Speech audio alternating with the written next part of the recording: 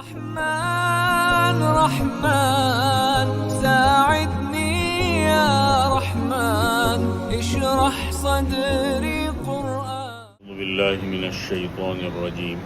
بسم الله الرحمن الرحيم. فلما فصل طالوت بالجنود قال إن الله مبتليكم بنهر فمن شرب منه فليس مني ومن لم يطعمه فإنه مني إلا من اغترف غرفة بيده فشربوا منه إلا قليلا منهم فلما جاوزه هو والذين آمنوا معه قالوا لا طاقة لنا اليوم بجالوت وجنوده قال الذين يظنون أنهم ملاقو الله كم من فئة قليلة غلبت فئة كثيرة بإذن الله والله مع الصابرين. ولما برزوا لجالوت وجنوده قالوا ربنا أفرغ علينا صبرا وثبت أقدامنا وانصرنا على القوم الكافرين فهزموهم بإذن الله وقتل داود جالوت وآتاه الله الملك والحكمة وعلمه مما يشاء ولولا دفع الله الناس بعضهم ببعض لفسدت الأرض ولكن الله ذو فضل على العالمين. تلك آیات اللہ نتلوها علیک بالحق وإنک لمن المرسلین. صدق اللہ العظیم. سورۃ البقرہ کی 3 آیتیں 249 سے 252 تک تلاوت کی ہے. گزشتہ درس میں یہ بات آپ حضرات نے سنی کہ حضرت شموئیل علیہ السلام پیغمبر تھے اور اس وقت ان کی قوم نے حضرت شموئیل علیہ السلام سے ایک درخواست کی کہ اس وقت جو ظالم قوم ہے قوم عمالقہ، ان کے ظلم سے تنگ آ کر انہوں نے حضرت شموئیل سے درخواست کی کہ آپ اللہ سے جہاد کی اجازت لیں اور ہمارے اوپر کوئی جرنیل بھی مقرر کرے، کیونکہ حضرت شموئیل خود خاصے بوڑھے تھے اور کمزور تھے. تفصیل سے بات گزشتہ سبق میں گزر چکی کہ ان کو جہاد کی اجازت بھی مل گئی اور حضرت طالوت کو جرنیل بھی مقرر کر دیا گیا. جب حضرت طالوت کو جرنیل مقرر کیا تو گزشتہ سبق میں آپ نے سنا کہ ان کو یہ بات پسند نہیں آئی اور انہوں نے خاصی بحث کے بعد ان کو جرنیل مان لیا. اب حضرت طالوت نے اعلان فرمایا کہ جو تم میں سے جوان ہو وہ تیاری کر لے، کوئی بوڑھا، کوئی بچہ اور کوئی بیمار ہمارے ساتھ نہیں جائے گا، اور انشاءاللہ ہم کچھ وقت میں کل یا پرسوں یا جو بھی انہوں نے وقت دیا ہم یہاں سے روانہ ہوں گے. یہ عمالقہ قوم بیت المقدس میں آباد تھی اور بیت المقدس کا شہر سیہون نامی پہاڑی کے اوپر ہے اور بڑا پرانا شہر ہے.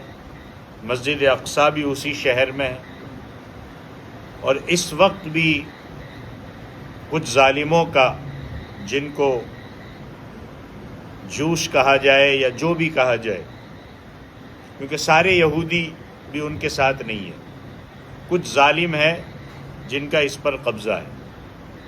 وہ جب چاہے مسلمانوں کو نماز جمعہ ادا کرنے دیتے ہیں، جب چاہے روک دیتے ہیں، اور ہم بے غیرت مسلمان آج تک وہ قبلہ آزاد نہیں کرا سکے. حالانکہ مسلمان کروڑوں کی تعداد میں ہیں، بلکہ 1 ارب سے زائد ہے، مگر ہے بے غیرت. اللہ مسلمانوں کو غیرت عطا فرمائے.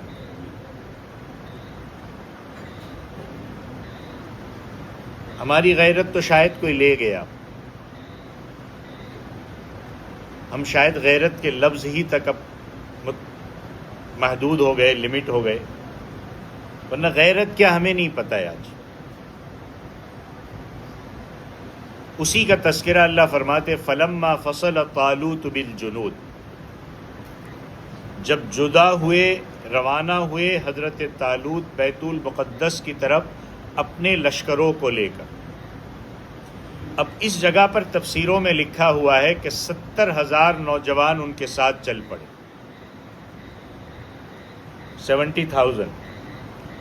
حضرت طالوت بڑے سمجھدار آدمی تھے، انہوں نے دیکھا کہ یہ تو جنگ کے لیے اور جہاد کے لیے ایسے جا رہے جیسے انہوں نے کوئی میلہ دیکھنا ہے۔ بس درخواست کی، ڈیمانڈ کی گئی اور ساتھ چل دیے جیسے کوئی میلہ ہے۔ حالانکہ یہ جہاں جا رہے بڑی طاقتور اور ظالم قوم ہے جن کے ساتھ مقابلہ کرنا ہے، بڑی جنگجو ہے، بڑی طاقتور ہے۔ اب یہ 70,000 جا رہے، سارے تو لڑنے والے نہیں ہیں، یہ تو تماشائی ہے، لہذا ان کا امتحان لینا چاہیے، اور جو امتحان میں کامیاب ہو وہ جائے اور جو ناکام ہو وہ ہمارے ساتھ نہ جائے۔ اور دیکھو اللہ امتحان کیسے لیتا ہے وہ بھی سنیے، ہاں، کیونکہ ہم ایسا سمجھتے ہوں گے کہ اللہ کا امتحان لینے کا طریقہ ایک سٹینڈرڈ ہوگا۔ ہاں، اللہ امتحان کیسے بھی لے گا اور چنے گا، اور چنے ہوئے بندے کام آ جائیں گے، اور جو اس امتحان میں پاس نہیں ہوں گے وہ اٹھا کے پھینک دیے جائیں گے۔ آج بھی لگاتار امتحانات کا سلسلہ جاری ہے۔ کچھ اللہ والے کہتے ہیں نا کہ چھٹائی کا دور ہے، چھٹائی کا سلسلہ جاری ہے، اور وہ اللہ چھٹائی کیسے کر رہا ہے؟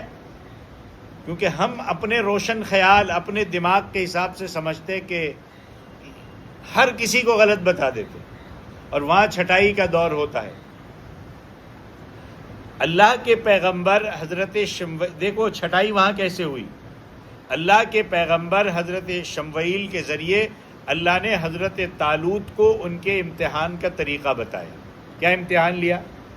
قال ان اللہ مبتلیکم بنہر، حضرت طالوت نے کہا کہ اللہ تمہارا امتحان لینے والا ہے ایک نہر سے۔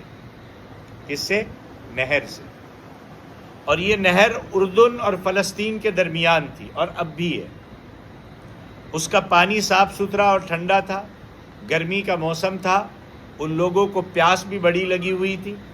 جب وہ اس نہر کے پاس پہنچے تو حضرت طالوت نے فرمایا فمن شریب منہ فلیس منی، کہ جو اس نہر سے پانی پیے گا کافی مقدار میں وہ میرے پیروکاروں میں سے نہیں ہے۔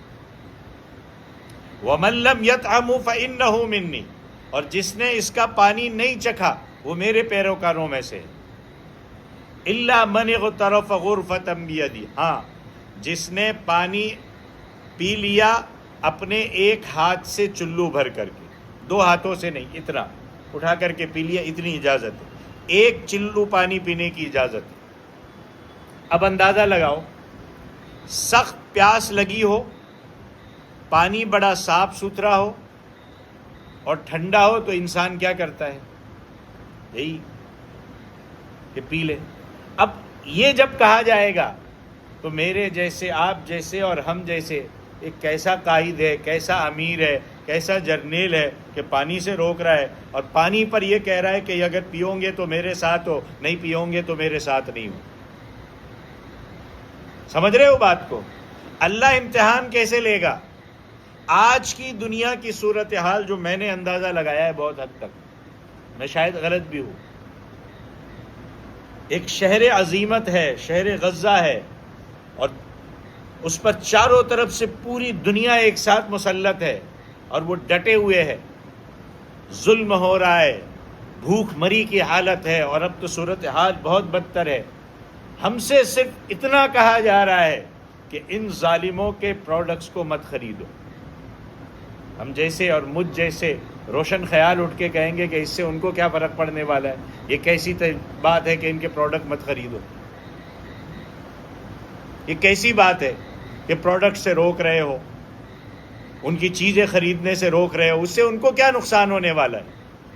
ان کو نقصان ہو یا نہ ہو، لیکن اللہ چھٹائی کر کے دیکھنا چاہ رہا ہے کہ کون ظالموں کے ساتھ ہے اور کون انصاف پرستوں کے ساتھ ہے، یہ اللہ دیکھنا چاہ رہا ہے۔ اب ہم ہر کچھ وقت کے بعد ایک آدھ دن یاد رہتا ہے، دوسرے تیسرے دن جب مالوں میں گھستے ہیں نا تو ہم سب بھول جاتے، دکانوں میں گھستے تو ہم سب بھول جاتے، ہم بولتے ہم سٹینڈرڈ کے ساتھ کمپرومائز نہیں کریں گے چاہے ان بچوں کا خون بہتا رہے۔ ایسی بہت ساری چیزیں آپ دنیا میں دیکھ سکتے ہو کہ جب ہمارے سامنے کوئی ایسا بندہ کھڑا ہوتا ہے جن کو ہم سمجھتے ہیں کہ کوئی حیثیت نہیں، اور اللہ اس کو کھڑا کر رہا ہوتا ہے، ہم اس کو ریجیکٹ کر دیتے ہیں۔ ہم اس کے خاندان کو دیکھتے ہیں، ہم اس کے پیسے کو دیکھتے ہیں، ہم اس کے عہدے کو دیکھتے ہیں، ہم اس کی شہرت کو دیکھتے ہیں، ہم اس کو اٹھنے نہیں دیتے۔ اللہ کو کام لینا ہوتا ہے، اللہ کسی سے بھی لے گا، ضروری نہیں ہوتے کہ ہم اس کا ساتھ دیں یا نہ دیں۔ اب اندازہ لگاؤ کہ سخت پیاس لگی ہو، پانی بڑا صاف ستھرا ہو اور ٹھنڈا ہو، انسان کیا کرتا ہے؟ پی لیتا ہے نا۔ اور یہی ہوا کہ وہ دیوانوں کی طرح پانی پہ ٹوٹ پڑے اور پی پی کر پیٹ ان کی مشقیں بن گئی۔ اور ان 70,000، اس لیے علماء جو کہتے ہیں نا کہ آخر وقت میں جب انصاف کا سٹیج سجے گا، ظلم کے خاتمے کا سٹیج سجے گا، تو اکا دکا لوگ رہ جائیں گے، باقی سارے ظالموں کے ساتھ جا کر کے کھڑے ہو جائیں گے۔ ان 70,000 میں سے صرف 313 ایسے تھے جنہوں نے صرف ایک چلو پانی پیا، باقی سب نے پی لیا۔ آج کل سوشل میڈیا کا دور ہے، ٹیکنالوجی کا دور ہے، دجالیت کا دور ہے۔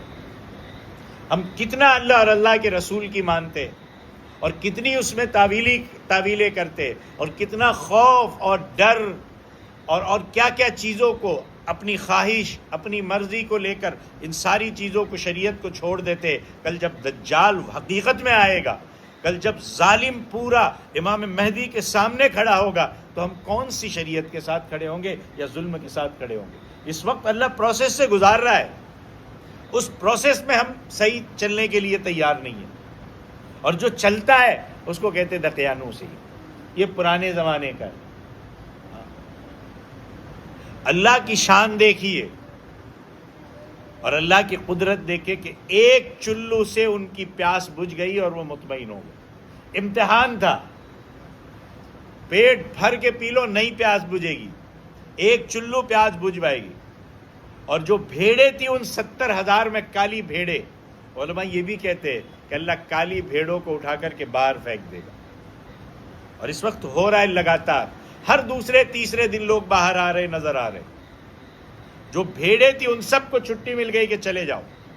حضرت طالوت کے ساتھ 313 رہ گئے، تو فرمایا فَشَرِبُوا مِنْهُ إِلَّا قَلِيلًا مِنْهُ، پیا انہوں نے اس پانی کی اس نہر سے مگر تھوڑے آدمیوں نے ان میں سے، یعنی 313 آدمی امتحان میں کامیاب ہو گئے۔ اور اللہ کیسے امتحان لے رہا ہوتا ہے ہمیں پتہ نہیں ہوتا۔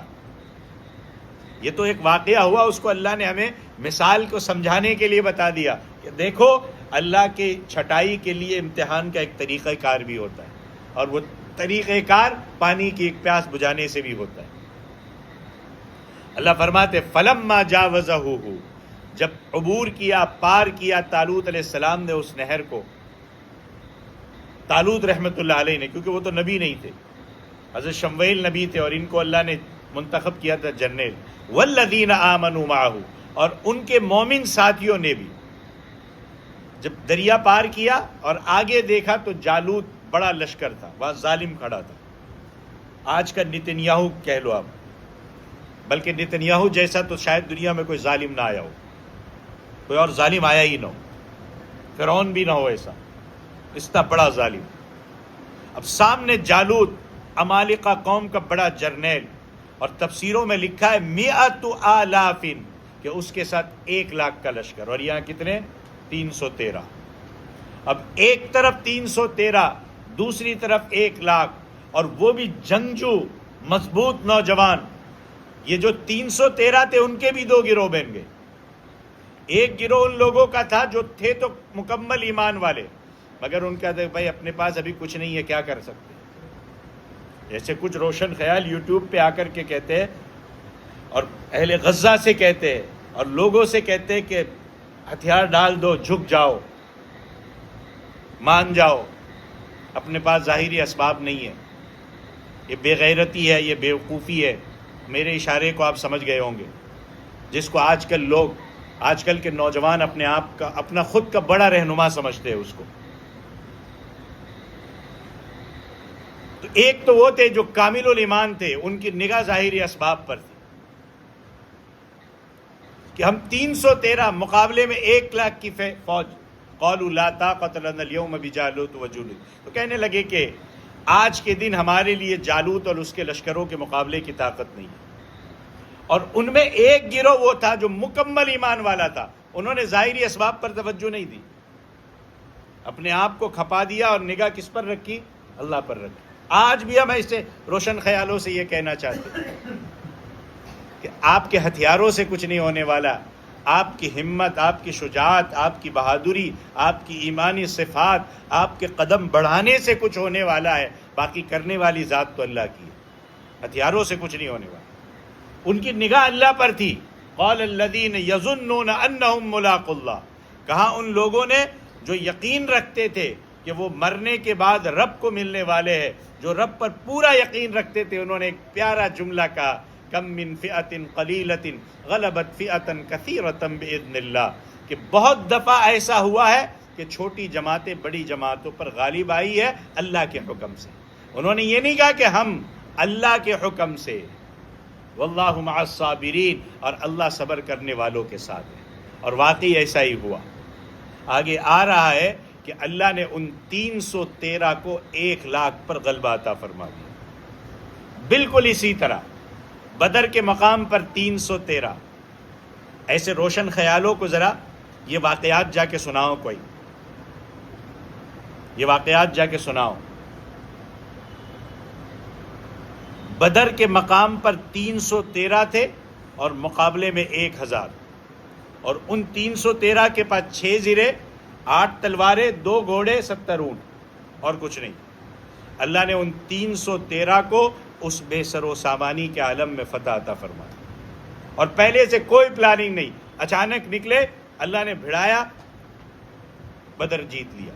اسی کا ذکر اللہ نے قرآن میں فرمایا، ایمان والو وَلَقَدْ نَصَرَكُمُ اللَّهُ بِبَدْرٍ وَأَنْتُمْ أَذِلَّةٌ، کہ اللہ نے تمہاری بدر کے مقام پر مدد فرمائی حالانکہ تم کمزور تھے۔ 70 کافر مارے گئے، 70 گرفتار ہوئے، اور باقیوں کو بھاگتے ہوئے راستہ نہیں ملا، اور مسلمان صرف 14 شہید ہوئے، 8 انصار میں سے، 6 مہاجرین میں سے۔ اللہ نے غلبہ عطا فرما دیا۔ اور سنیے، موتا کے مقام پر حضرت خالد ابن ولید کی قیادت میں اللہ نے 3,000 کو 1,00,000 پر فتح عطا فرمایا۔ قادسیہ کے مقام پر حضرت ابو عبیدہ ابن جراح چیف کمانڈر تھے۔ حضرت خالد ابن ولید نے اپنے کمانڈر سے اجازت مانگی کہ یہ 60,000 آدمی دندناتے پھر رہے، آپ مجھے اجازت دے کہ ان 60,000 کا 60 آدمیوں سے مقابلہ کرتا ہوں۔ اب وہ بڑے متفکر ہوئے کہ نوجوان آدمی ہے اور جذبات میں کہہ رہے، اور کہیں ایسا نہ ہو کہ یہ جو مجاہدین ہمارے پاس ہے یہ ہمارے رب کی امانت ضائع نہ ہو جائے۔ لیکن ان کا جذبہ دیکھ کر حضرت ابو عبیدہ بن جراح نے اجازت دے دی کہ جاؤ لڑو۔ تاریخ بتاتی ہے کہ غزا 60 الفا ومع هذا تولوا مدبرین، کہ 60 آدمیوں نے 60,000 کا مقابلہ کیا اور ان کو شکست دے دی، اور فتح کے بعد جب دیکھا گیا تو 60,000 میں سے 10,000 کی لاشیں میدان میں پڑی تھی، اور 60 میں سے صرف 10 آدمی شہید ہوئے اور 50 فاتح ہو گئے۔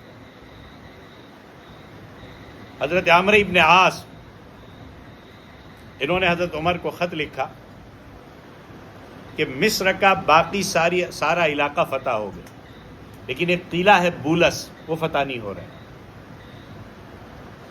مقوقس مصر کا بادشاہ اور بڑے بڑے جرنیل اور جنگ کے ماہر اس قلعے میں ہے، ان کی فوج ہے، اور میرے پاس صرف 8,000 فوج ہے، اور قلعے کا محاصرہ کیے ہوئے ہے۔ 2 ماہ گزر گئے لیکن فتح نہیں ہو رہی، لہذا آپ ہمارے لیے دعا بھی کریں، کچھ فوج ہو تو بھی بھیجے، اور طریقہ بھی سمجھائے کہ ہمیں کیا کرنا ہے۔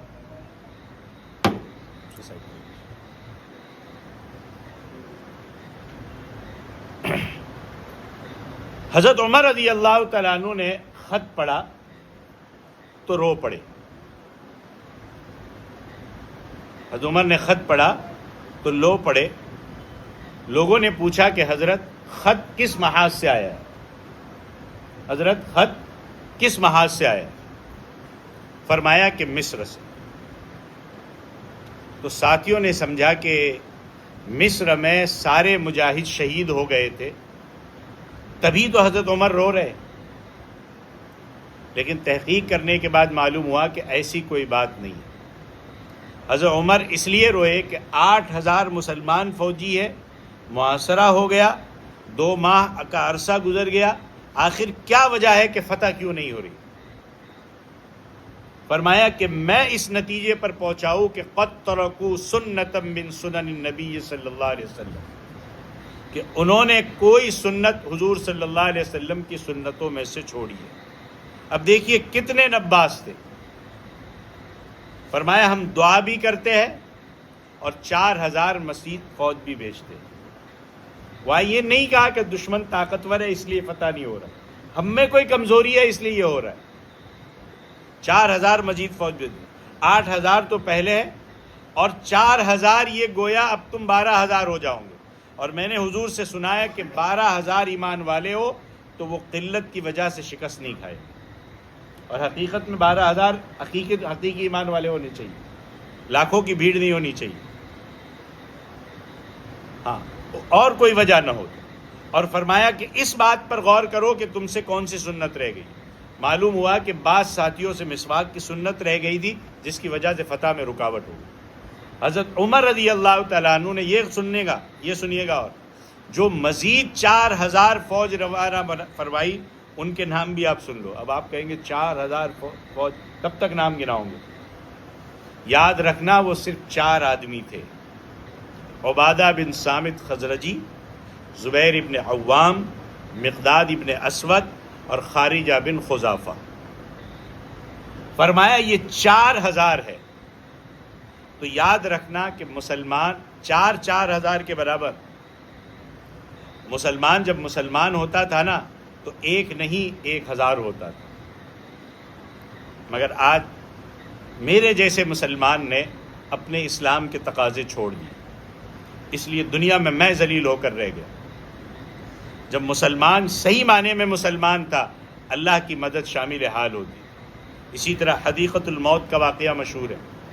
وہاں بھی کمانڈر حضرت خالد بن ولید تھے مسیلمہ کذاب کے مقابلے میں. وہاں حضرت ابو دجانہ نے تنے تنا 40,000 کا مقابلہ کیا. اگرچہ وہ شہید ہو گئے مگر قلعہ فتح ہو گئے. تھے مسلمان حقیقت میں. اگر یہ ہمارے شرابی حکمران، میں اس سے کم نہیں کہوں گا کیونکہ ان کے محلوں میں یہی سب کچھ ہو رہا ہے آج کل، لیکن بیٹھے ہوئے بڑی بڑی ریاستیں لے کر کے اور نام ہے بڑے بڑے، اگر یہ شرابی حکمران اللہ سے ڈرے اور اللہ ان کو ہدایت دے، اگر یہ حقیقی معنی میں انسان اور مسلمان بن جائے تو کوئی بات ہی نہیں. یوں ہوگا جیسے بھیڑوں پر بھیڑیا حملہ کرتا تھی خلافت عثمانیہ.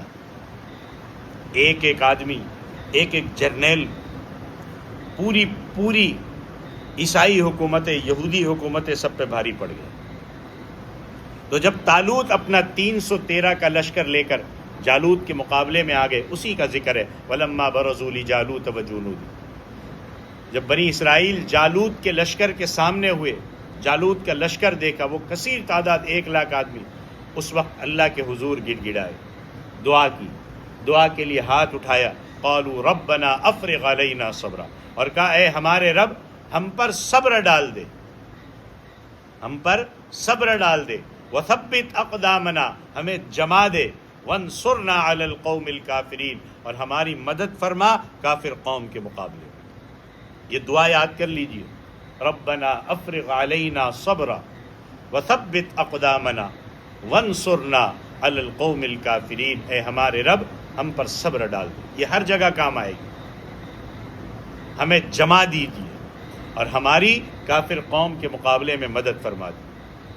ادھر جالوت نے دیکھا کہ مقابلے میں معمولی سا لشکر ہے، تو کہنے لگا کہ میری ساری فوج کو لڑنے کی ضرورت نہیں ہے، اس لشکر کے لیے تو میں اکیلا ہی کافی ہوں۔